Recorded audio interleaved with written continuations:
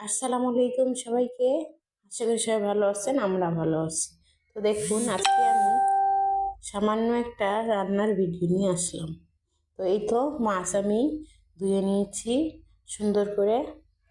আর এখন আমি এখানে হলুদ মরিচ আর এই লবণ দিয়ে মেখে নেব, মেখে আমি ভেজে নেব। তো এই মাছটার নাম হচ্ছে, যে আমরা যেখানে থাকি এখানে বলে যে নলা মাছ।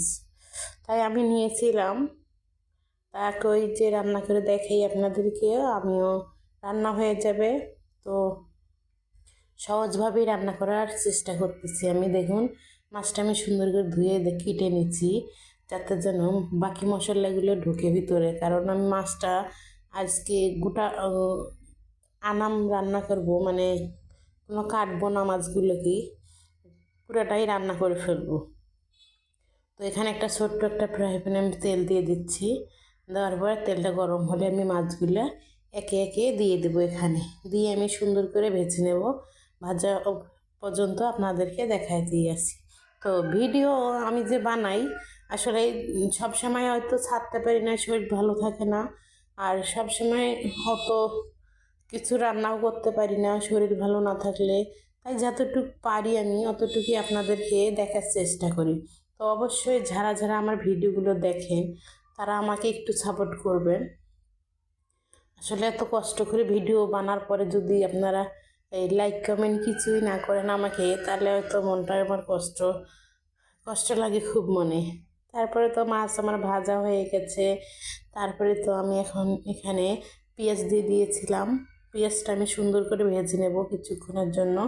তো ভাজা হয়ে গেলে এখানে আমি একটু পানি দিয়ে দিচ্ছি। পানি দেওয়ার পরে আমি বাকি মশলাগুলো এখানে সবগুলোই দিয়ে দেব।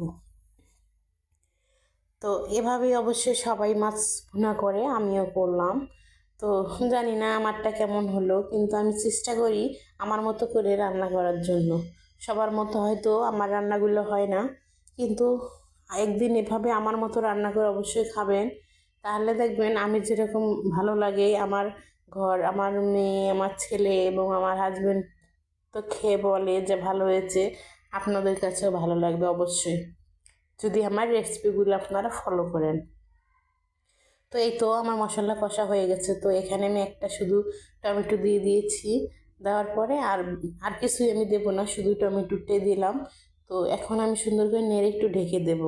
আসলে টমেটোর থেকে যে পানি বার হয় এটা আমি জানতাম না, এখন অবশ্যই দেখলাম যে আসলে পানি বার হয়ে যায় টমেটো থেকে। আসলে ওটা তো পানি জাতীয় একটা সবজি, যার কারণে পানি বের হয়।